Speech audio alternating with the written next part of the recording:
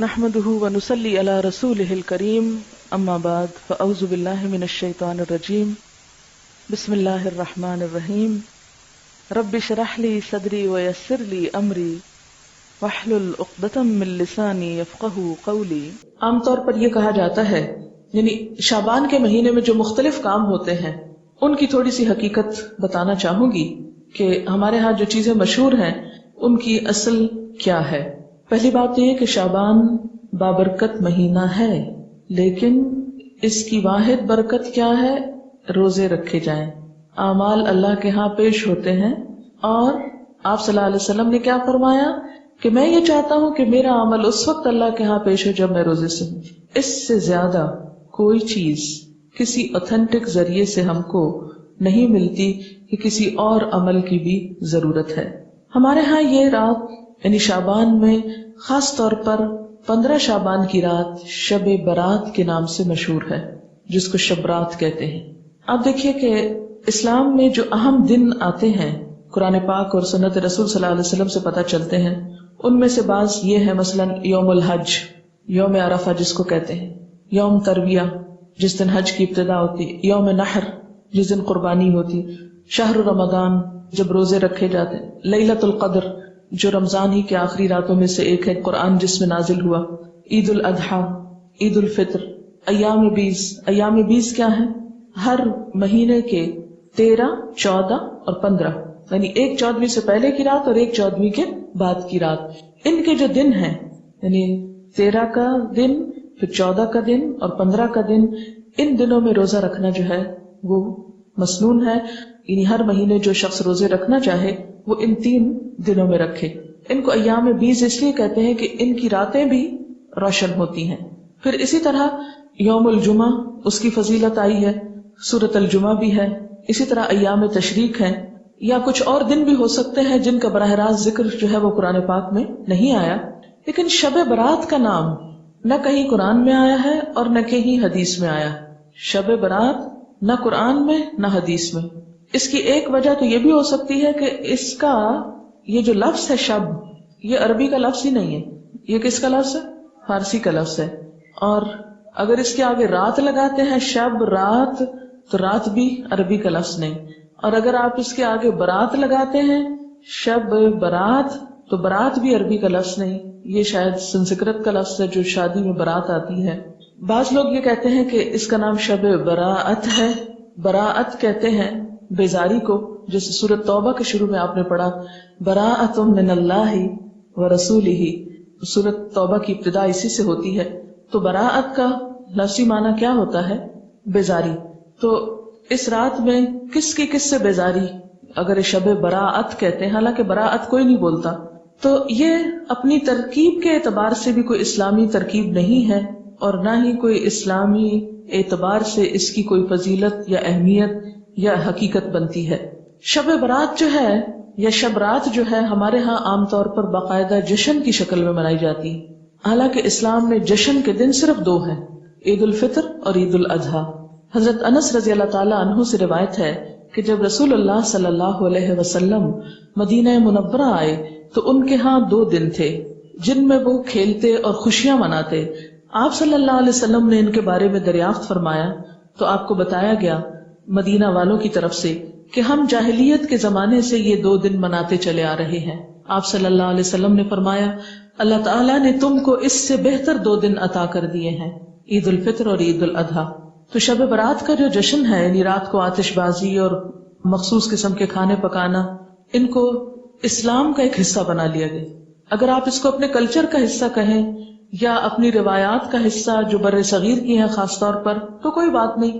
مثلاً آپ 14 اگست مناتے ہیں یا آپ 9 نومبر آج منا رہے ہیں، بہت سے لوگ گھروں میں چھٹی کر کے منانے کا، ہمارے ہاں ایک ہی طریقہ چھٹی کر لی جائے۔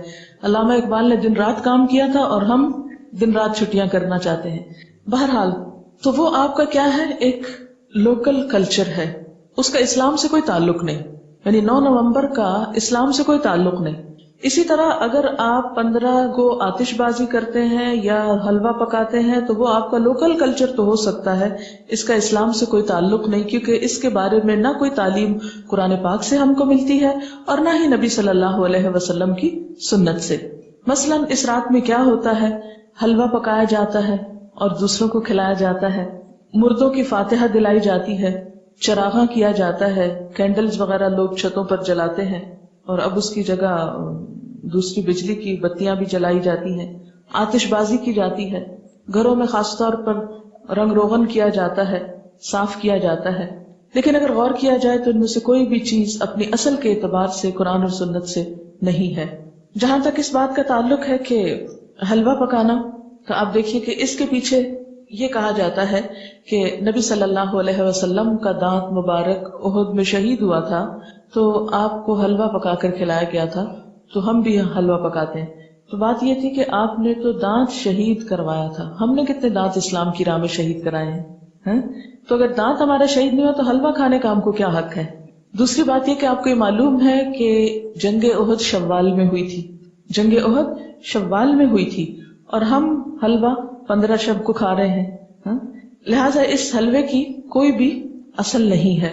اس رسم کی کچھ اصل ہندوانہ کلچر میں ملتی ہے. وہ کیا؟ ہندوؤں میں سال میں ایک دفعہ حلوہ پوری پکا کر کووں کو کھلائی جاتی ہے.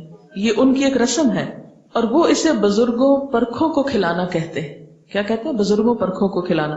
شب برات میں عموماً صرف حلوہ نہیں، پوری بھی ہوتی ہے جو شاید اسی کلچر سے مشابہت رکھتی ہے. پھر آپ دیکھیے کہ بعض لوگ یہ کہتے ہیں کہ حضرت اویس قرنی نے آپ صلی اللہ علیہ وسلم کی مطابق میں دانت شہید کیا تھا اور انہوں نے حلوہ کھایا تھا. تو یہ ہے کہ اگر آپ نے ان کی بھی پیروی کرنی ہے تو پھر پوری کیجئے، آدھے حصے کی نہیں. پہلے دانت توڑیے اور اس کے بعد پھر حلوہ کھائیے. لیکن بات یہ ہے کہ آپ صلی اللہ علیہ وسلم سے صرف بیٹھ کر حلوہ کھانے کی کوئی روایت نہیں ملتی. آپ کے گھر میں تو 2 ماہ چولہا نہیں جلتا تھا، صرف کھجور پانی پہ گزارا ہوتا تھا. پھر اسی طرح یہ ہے کہ بعض لوگ شب برات کو مردوں کی عید بھی کہتے ہیں، یعنی عید الفطر تو زندوں کی عید ہے، بعض کے ہاں شب برات مردوں کی عید ہے. ان کا خیال یہ ہے کہ اگر کوئی شخص شبرات سے پہلے مر جائے تو جب تک شبرات میں حلوہ پوری اور چپاتی پر اس کی فاتحہ نہ کی جائے وہ مردوں میں شامل نہیں ہوتا، اور نہ اس کے کنبے میں پہلا تہوار منایا جاتا ہے. یعنی رواج کیا ہے کہ جب کوئی فوت ہو جائے تو پہلا تہوار یہ منایا جائے، پھر اس کے بعد کوئی شادی رکھی جائے یا کوئی اور خوشی کا موقع. تو یہ مردے کی پہلے عید کی جائے پھر اپنی عید. آپ نے دیکھا ہوگا کہ اگر کسی کا کوئی رشتہ دار عید سے پہلے فوت ہو جائے تو لوگ عید نہیں مناتی ہے. ہمارے یہاں کتنی عام ہے یہ بات نا. حالانکہ افسوس جو ہے اس کی مدت تو سوائے شوہر کے 3 دن مقرر کی گئی. پھر اسی طرح یہ ہے کہ ان کے ہاں، ہندوؤں کے ہاں اگر کوئی فوت ہو جائے تو یہ پرکھوں کو کھلانے والے واقعے سے پہلے نہ کوئی شادی بیاہ رکھتے ہیں اور نہ ہی کوئی اور خوشی کا موقع. اور اسی طرح یہ ہے کہ اگر کوئی شخص یہ نہ کرے تو اس کو اپنی برادری سے نکال دیتے ہیں. یہ بھی ہندوؤں کے ہاں ہے. جب تک وہ برادری والوں کو روٹی نہ کھلائے یا یہ حلوہ پوری نہ کھلائے اس وقت تک اسے برادری میں شامل نہیں کرتے، کیونکہ ان کے یہاں ذات پات اور برادری سسٹم بہت اسٹرانگ ہے. تو انہی کے اس کلچر سے متاثر ہو کر ہمارے ہاں بھی مردوں کی عید کے نام سے شبرات کو حلوہ پوری پر فاتحہ جو ہے ان کے لیے دی جانے لگی. ان کے ہاں یہ بھی خیال کیا جاتا ہے کہ جب تک یہ رسم ادا نہ ہو انسان مردوں میں شریک نہیں ہوتا، وہ معلق رہتا ہے. اب آپ دیکھیں کہ جو لوگ یہ رسم نہیں کرتے ان کے تو سب مرنے والے اب تک لٹک رہے ہیں کہیں، اور وہ مردوں میں شریک نہیں ہوئے. یہ کتنی نان سینس قسم کی بات ہے. کیا کوئی دین اس قسم کی تعلیمات دے سکتا ہے؟ اسی طرح بعض لوگوں کے ہاں یہ رواج بھی ہے کہ وہ گھروں کی صفائی کر کے ایک مخصوص جگہ پر حلوہ چپاتی رکھتے ہیں، اور موسمی پھل بھی اور مٹھائیاں بھی اور کھانے پینے کی چیزیں بھی. اور وہ کہتے ہیں کہ یہ مرنے والے کے لیے ہے، اور ہر وہ چیز رکھی جاتی ہے جو مرنے والے کو پسند ہوتی ہے. اور بعض اوقات لوبان اور اگربتی وغیرہ جلا کر بھی اس کو مزید بارونق کیا جاتا ہے. اور بعض لوگوں نے یہ بھی تصور قائم کر رکھا ہے کہ میت کی روح 40 دن تک گھر پر آتی رہتی ہے، اور خصوصاً شبرات کو بھی آتی ہے، یعنی 40 دن تک آنے کے علاوہ شبرات کو بھی آتی ہے. تو اس کا کوئی ثبوت نہ قرآن پاک سے ہم کو ملتا ہے اور نہ ہی حدیث سے ملتا ہے. ابھی ریسنٹلی آپ نے سورۃ المومنون پڑھی، اس میں آپ نے برزخ کے بارے میں پڑھا، وَمِن وَرَائِهِمْ بَرْزَخٌ إِلَى يَوْمِ يُبْعَثُونَ، کہ مرنے والا جب مر جاتا ہے تو ان کے پیچھے کیا ہے؟ برزخ پردہ آ گیا. کب تک؟ الی یوم یبعثون. کہاں اب ان کا آپ کے گھروں میں آنا اور آ کر کھانے پینے کی چیزیں دیکھ کر ترسنا، کیونکہ اب وہ خود تو کھا نہیں سکتے. یعنی یہ کتنے افسوس کی بات ہے کہ ایک روح آ رہی ہے اور آپ اس کے لیے کھانے پینے کی چیزیں رکھ رہے ہیں جو وہ کھا بھی نہیں سکتی. تو دین میں اس قسم کے کوئی عمل نہیں ہے کہ جو عقل سے مطابقت نہ رکھتے ہوں. جی یہ پوچھ رہی ہے کہ وہ سب پھر کھاتا کون ہے. اگر سمجھ بھی لیا جائے کہ وہ سپوز کہ وہ آتے ہیں تو آ کے دیکھ کے چلے جاتے ہیں اور پھر ہم خود بیٹھ کے کھا لیتے ہیں یا اوروں کو کھلا دیتے ہیں. یہ کس قدر شرمناک بات ہے کہ مہمان نے تو کچھ کھایا نہیں اور اپنی موج کر لی ہم نے. اور بعض لوگ اس کی دلیل جو روحوں کے آنے کی کہتے ہیں کہ قرآن پاک میں بھی روح کا لفظ آیا ہے، اور حالانکہ آپ جتنی آیتیں بھی اس ضمن میں پڑھ چکے ہیں وہ حضرت جبریل علیہ السلام کے بارے میں ہے یا وحی کے بارے میں ہے. اور بعض لوگوں کا خیال یہ ہے کہ اگر شب رات کو یہ فاتحہ نہ دلائی جائے تو مردے غمگین واپس جاتے ہیں، اور اگر فاتحہ دلائی جائے تو مردے خوش خوش واپس جاتے ہیں. یہ ہندوانہ سوچ ہے، کیونکہ ہندوؤں کے ہاں روحیں بھٹکتی پھرتی ہیں. انشاءاللہ آپ کو لیٹر آن یہ 3 بڑے مذاہب جو بر صغیر سے متعلق ہیں، ہندوازم اور بدھزم اور سکھوں کے بارے میں انشاءاللہ کچھ لیکچرز دلوائے جائیں گے. یہ ہم آخر میں بالکل کرتے ہیں، اور اس وقت جب آپ قرآن پاک تقریباً پڑھ چکے ہو تاکہ آپ جب وہ سنیں تو قرآن کو کمپیئر کر سکیں کہ ان باتوں کی تردید قرآن میں کس کس طریقے سے ہوتی ہے. پھر آپ کے اپنے اندر بھی ایک میزان پیدا ہو جاتا ہے نا. اگر ہم ابھی آپ کو سنا دیں تو شاید آپ کو وہ ایک معلومات سے زیادہ کوئی چیز نہ لگے. تو ہندوؤں کے ہاں یہ سمجھا جاتا ہے کہ روحیں بھٹکتی پھرتی ہیں، اور ان کے خیال میں تو بعض اوقات وہ دشمنوں سے انتقام بھی لیتی ہیں، لیکن قرآن پاک سے اور حضور صلی اللہ علیہ وسلم کی سنت سے کہیں ثابت نہیں. آپ صلی اللہ علیہ وسلم نے کبھی نہیں فرمایا کہ آج حضرت خدیجہ کی روح واپس آئی ہے، یا میرے والدین کی روح آئی ہے، یا آپ کے بیٹے جو آپ کی زندگی میں فوت ہو گئے تھے ان میں سے کسی کی روح آئی، یا آپ کے جو عزیز چچا تھے حضرت حمزہ ان کی کوئی روح، یا دیگر کسی کی بھی روح کے بارے میں آپ صلی اللہ علیہ وسلم سے کوئی بھی ایک روایت نہیں ملتی. زیادہ سے زیادہ جو ملتا ہے یہ سورۃ المومنون کی آیت ہے جو کیا بتاتی ہے کہ مرنے والوں کے پیچھے وَمِن وَرَائِهِمْ بَرْزَخٌ إِلَى يَوْمِ يُبْعَثُونَ. اور برزخ کا لفظی معنی کیا ہے؟ پردہ، اوٹ، حجاب، آڑ، کہ اب وہ ادھر نہیں آ سکتے، ہم ادھر نہیں جا سکتے، وہ ادھر نہیں آ سکتے. یہی تو اصل جدائی ہے، ورنہ سینسز ہمارے اندر بھی ہیں اور سینسز ان کے اندر بھی ہیں. موت اس چیز کا نام نہیں کہ سینسز ختم ہو گئے، سینسز ان کے بھی موجود ہیں اور ہم لوگ بھی جیتے جاگتے ہیں. موت آپ یوں سمجھ سکتے ہیں کہ جیسے ایک یہ کمرہ ہے، اس وقت ہم یہاں بیٹھے ہیں، اور ایک ساتھ والا کمرہ ہے، اور ان دونوں کے بیچ میں ایک دیوار ہے. اس کا دروازہ کھلتا ہے تو ایک شخص ادھر چلا جاتا ہے. موت کا بھی یہی ہوتا ہے کہ وہ ایک مخصوص گیٹ کھلتا ہے اور انسان اس دنیا سے رخصت ہو کے دوسری دنیا میں چلا جاتا ہے. موت فنا کا نام نہیں، موت صرف انتقال ہے، ایک جگہ سے دوسری جگہ جانے کا نام ہے. یہاں بھی انسان خوشی غم محسوس کرتا ہے اور برزخ میں بھی انسان خوشی غم محسوس کرتا ہے. دنیا میں خوشی غم کے اسباب اور ہوتے ہیں، برزخ میں خوشی غم کے اسباب انسان کے اعمال ہوتے ہیں. وہاں ان کو خوشیاں ملتی ہیں جو اچھے عمل کر جائیں، یا ان کے پیچھے ان کی اولاد کوئی اچھے کام کرے، یا صدقہ جاریہ کے کچھ کام چھوڑ جائیں تو وہ ان کی خوشیوں کا سبب ہوتے ہیں. کیونکہ دنیا میں ہم عام طور پر مال وغیرہ یا لوگوں کے جمع ہونے یا کھانے پینے کی محفلوں میں خوش ہوتے ہیں، جبکہ وہاں پر ایسی نہ کوئی محفل ہے اور نہ ایسے کوئی انتظام ہے اور نہ یہ چیزیں وہاں پر فائدہ دیتی ہیں. جیسے کہ قرآن پاک میں آتا ہے یوم لا ينفع مال ولا بنون الا من اتى الله بقلب سلیم. اس دن نہ مال اور نہ بیٹے کچھ بھی کام نہیں آئے گا سوائے اس کے جو قلب سلیم یعنی سلامت دل لے کر آیا، کہ جس میں صرف اللہ کی ذات جمی ہوئی ہو. اسی طرح یہ ہے کہ ہمارے ہاں چراغاں اور آتش بازی کی جاتی ہے، لائٹننگ کی جاتی ہے. یہ بھی بیسیکلی ایک ہندوانہ رسم ہے، اور اگر ہندوانہ نہ بھی ہو ہمیں اس سے بھی کوئی نہیں کہ کس کی ہے اور کس کی نہیں، اس لیے کہ صرف ہندو نہیں تو دنیا بھر میں اب آتش بازی کے شو جو ہیں وہ دیکھے جا سکتے ہیں. اسلامکلی ایسی چیزوں کو بہت پروموٹ کرنا، تھوڑا بہت روشنی اور تھوڑی بہت ایسی چیز اعتدال میں، تو وہ کسی حد تک آپ کہہ سکتے ہیں مثلا شادی کے موقع پر اگر اعلان کرنا ہے، کیونکہ لازم ہے نکاح کا اعلان کرنا، تو اس کے لیے اگر کوئی تھوڑی بہت روشنی کر لیتا ہے حدود کے اندر رہتے ہوئے تو کوئی حرج نہیں. لیکن جس ملک کا حال یہ ہو کہ اس کی فیکٹریاں آدھا دن بند رہتی ہوں صرف اس لیے کہ بجلی نہیں، وہاں ایک رات میں اتنی بجلیاں ضائع کر دینا، اور خصوصاً میں کراچی میں دیکھتی ہوں کہ راتوں کو جو فنکشنز ہوتے ہیں ان میں بے تحاشا بجلی صرف کی جاتی ہے، اور بعض اوقات محض نمائش کے لیے. یہ کس قدر اسراف ہے. دن میں فیکٹریز میں کام کرنے کے لیے بجلی نہیں، اور وہی بجلی ہم محض رات کو دل کی خوشی کے لیے ضائع کر بیٹھتے ہیں. یہ ایک قومی نقصان بھی ہے، اور اللہ کے ہاں بھی اس کی پوچھ ہوگی کہ اتنا اسراف آخر کیوں. ہر چیز اپنی حدود کے اندر ہی اچھی ہے، اور ایک لمیٹڈ ٹائم میں ہی اچھی ہے. اس سے بڑھ جانا جو ہے وہ دنیا اور آخرت دونوں میں نقصان دیتا ہے. اور اسی طرح محض آگ جلا کے ختم کر دینا اور اس پر لاکھوں کروڑوں روپیہ ضائع کر دینا، اور اس کے نتیجے میں جو پولوشن پیدا ہوتی. آپ کو معلوم ہے کہ جب بہت آتش بازی ہوتی ہے، کیونکہ اسلام آباد میں ہر سال شاید 14 اگست کو ہوتی ہے، تو اس روز آپ یقین کیجئے کہ ہم لوگ سانس نہیں لے پاتے. قریبی جو ایک بہت بڑا پارک ہے فاطمہ جرا پارک، تو اس میں ہوتا ہے، اور اس قدر گھروں تک دھواں آ جاتا ہے کہ کھڑکی آپ کھولیں تو آپ کا دم گھٹنے لگتا ہے. کروڑوں روپیہ الگ خرچ ہوا آگ جلانے پہ، اور اس کے بعد جو دھواں بن کے نیچے پورے شہر میں پھیلتا ہے اور کئی بیماریوں کا سبب بنتا ہے. مجھے نہیں سمجھ میں آتا یہ کون سی قومی خدمت ہے. اس سے بہتر ہے کہ ہم کوئی بھی ایسا تعمیری کام کریں اس روز کہ جس سے ہماری قوم تھوڑا آگے جائے دنیاوی اعتبار سے بھی.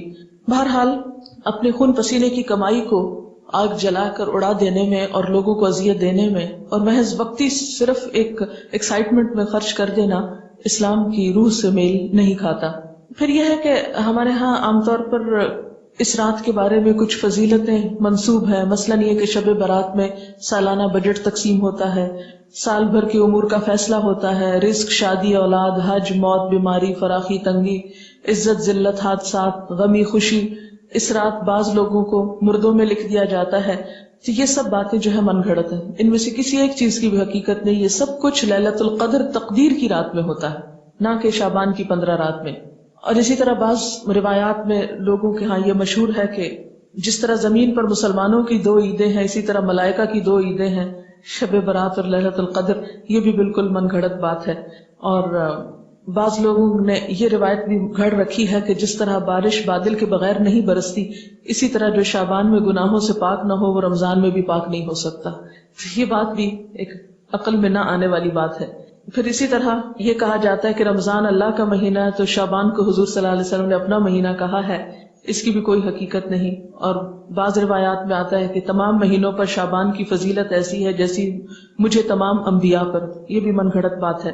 اور شعبان کی 15ویں رات قیام کرو اور دن کو روزہ رکھو، کیونکہ اللہ تعالیٰ اس دن آسمان دنیا پہ تجلی فرما کر کہتا ہے کہ ہے کوئی بخشش مانگنے والا کہ اسے بخش دوں. یہ تو ہر رات میں ہوتا ہے. صحیح حدیث سے کیا پتہ چلتا ہے کہ ہر رات اللہ تعالیٰ آسمان دنیا پہ نزول فرماتے ہیں اور یہی فرماتے ہیں کہ ہے کوئی بخشش مانگنے والا کہ میں اسے بخش دوں، ہے کوئی مصیبت زدہ کہ میں اس کی مصیبت دور کروں. اس کے لیے صرف 15 رات مخصوص نہیں ہے. پھر اسی طرح بعض لوگوں نے یہ بھی مشہور کر رکھا ہے کہ جو شعبان کے 3 روزے رکھتا ہے اس کے سب گناہ معاف ہو جاتے ہیں اور اس کی روزی میں برکت دی جاتی ہے. اور اس کی بھی کوئی حقیقت نہیں ہے. یہ کیسے ہو سکتا ہے سال بھر انسان گناہ کرے اور صرف شعبان کے 3 روزے رکھ کے سب کچھ درست کر لے؟ اسلام شارٹ کٹ نہیں، اسلام چند ریچولز کی ادائیگی کا نام نہیں. اسلام ایک وے آف لائف ہے، طریقہ زندگی ہے. اس میں اللہ کے حقوق بھی ہیں اور بندوں کے حقوق. یہ کس طرح ہو سکتا ہے کہ ایک شخص دوسروں کے حقوق پہ ڈاکہ ڈالے، کسی کو تانے دے، کسی کی چغلی کرے، کسی کے گھر میں آگ لگوائے، کسی کو ستائے، کسی کو مارے اور حرام خوری کرے، اور پھر اس طرح کے چند کام کر کے حلوے پکا کے کھا کے اور چند اور ریچولز ادا کر کے یہ سمجھے کہ اس کے دین کی ساری ذمہ داری پوری ہو گئی؟ ایسی کوئی چیز قرآن کی روح سے تو ہم کو معلوم نہیں ہوتی. پھر اسی طرح یہ ہے کہ بعض لوگ 15 شب کو جاگتے ہیں اور صبح روزہ رکھتے ہیں، اور ان کے نزدیک یہ رات کو جاگنا اور صبح روزہ رکھنا جو ہے یہ سارے گناہوں کی معافی کا ذریعہ ہے. اس کے بارے میں ایسی کوئی بشارت یا کوئی فضیلت کسی صحیح حدیث میں نہیں آئی. ایک ضعیف حدیث میں ایسی چیز ملتی ہے. اس لیے اگر کوئی اپنے شوق سے کسی ایک رات میں جاگنا چاہے تو وہ صرف 15 نہ جاگے، 13 بھی جاگ لے، 14 بھی جاگ لے، یا کوئی اور رات بھی شعبان کی جاگ لے. صرف اسی رات کو مخصوص نہیں کرنا چاہیے. عام طور پر لوگ یہ کہتے ہیں کہ کیا فرق پڑتا ہے، کوئی نیکی کرتا ہے تو کرتا رہے، تو ٹھیک ہے وہ ان کی مرضی. لیکن اگر کوئی یہ سمجھے کہ اس نیکی سے میرے سارے گناہ معاف ہو جائیں گے یا میرے اگلے پچھلے گناہوں کی صفائی ہو جائے گی، تو ایسی کوئی توقع نہیں رکھنی چاہیے. وہ تو یہ بھی ہو سکتا ہے کہ آپ کسی بھی وقت اللہ سے رو کر دعا مانگے، ہو سکتا ہے پچھلے سارے گناہ معاف ہو جائیں. لیکن اس رات کے بارے میں ایسی کوئی صحیح حدیث جو ہے وہ نہیں ملتی. آپ دیکھیے کہ یہ سب چیزیں بیان کرنے کا مقصد کیا ہے؟ مقصد یہ نہیں ہے کہ لوگوں کو ایک نیکی سے ہٹایا جائے، مقصد یہ ہے کہ لوگوں کو خود ساختہ بوجھ سے نکالا جائے. جب ہم دین میں کوئی چیز خود ایجاد کرتے ہیں، خود اس کی فضیلت بنا لیتے ہیں، اس کی پابندی کرتے ہیں، تو بسا اوقات ہم اپنے اوپر ناروا بوجھ ڈال لیتے ہیں. یہود و نصارہ کے ہاں اپنے روحانی تزکیے کے لیے کچھ عبادات انہوں نے خود سے خود گھڑ لی تھی جو اللہ کی طرف سے ان پر عائد نہیں تھی. آہستہ آہستہ کیا ہوا، وہ اصل عبادات سے بالکل دور چلے گئے اور خود ساختہ عبادات اپنی گردن پر لاد لی، اور نتیجہ کیا ہوا کہ وہ ایک وقت آیا کہ وہ بالکل دین سے بیگانہ ہو گئے. آج ہمارے معاشرے میں بھی ہم دیکھتے ہیں کہ جو اصل دین ہے اس سے ہم کوسوں دور ہیں، جو کرنے کے کام ہیں وہ ہم کرتے نہیں، اور جو نہیں کرنے کے کام ان کو ہم بہت پابندی سے کرنا شروع ہو گئے ہیں. اس کا نتیجہ کیا نکلا ہے کہ ہم ایسے بوجھ تلے دب گئے ہیں کہ جس نے ہم سے ہمارے فرائض بھی بعض اوقات چھڑا دیے. نبی صلی اللہ علیہ وسلم کے آنے کی غرض جو قرآن پاک میں بتائی گئی ہے سورۃ الاعراف میں، وہ کیا ہے؟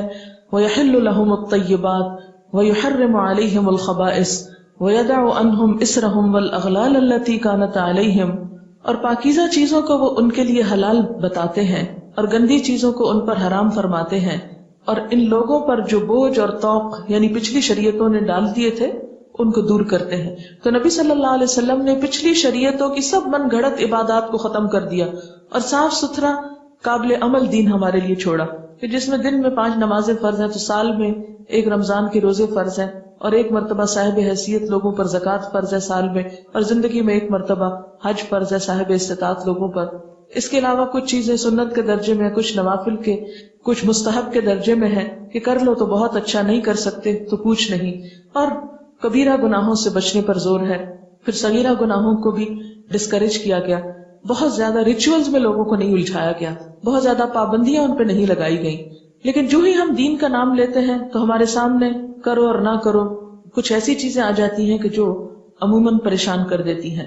اسی طرح ایک اور چیز بھی ہمارے ہاں مشہور ہے، اور وہ سلامی روزہ ہے جو شعبان کے مہینے میں رکھا جاتا ہے. شعبان کے آخری دن استقبال رمضان کے لیے بعض لوگ روزہ رکھتے ہیں جس کو سلامی روزہ بولتے ہیں. اور سلامی اس کو کیوں کہتے ہیں کہ رمضان کو سلام کر رہے ہیں. یہ نہ تو حضور صلی اللہ علیہ وسلم نے خود رکھا، نہ کسی کو رکھنے کی اجازت دی. آپ کا حکم کیا ہے کہ نصف شعبان کے بعد نفلی روزے مت رکھو. ہاں اگر کسی کا فرض رہتا ہے قضا تو وہ رکھ لے. نفلی روزے رکھنے سے نصف کے بعد منع کیا. اس کی وجہ کیا ہے کہ نصف کے بعد رمضان کی تیاری مقصود ہے، کیونکہ روزے سے بہرحال کمزوری تو ہوتی ہے، تھک جاتا ہے انسان. ایسا نہ ہو کہ شعبان میں نفلی رکھ کے اتنا تھک جائے کہ جب فرض کی ادائیگی کا وقت آئے تو بیمار پڑ جائے.